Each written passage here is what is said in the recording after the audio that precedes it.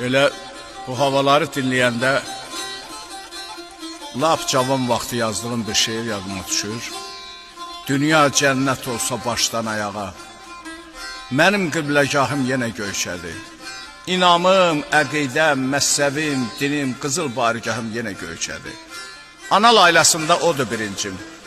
Amalım, əqidəm, qəmim, sevincim, alınan sərvətim, satılan incim, xırd olan mətahım yenə göyçədir. Əksilsə başımdan dumanı, çəni, üfüqsüz sayaram ana vətən. Bir ovuç torpağı kör etsə məni, demərəm günahım yenə göyçədir.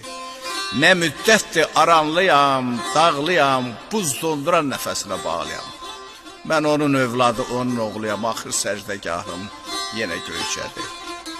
Həm gənclik qürurum, həm talib şüküm, ürəyi bədəndən ayırmaz heç kim, sivri daşlarında qalan ilk eşkim, o zülfü siyahım yenə göyçədir. Qürbət eldə bənzər olsam bir dağa, alqaydam istəmərəm.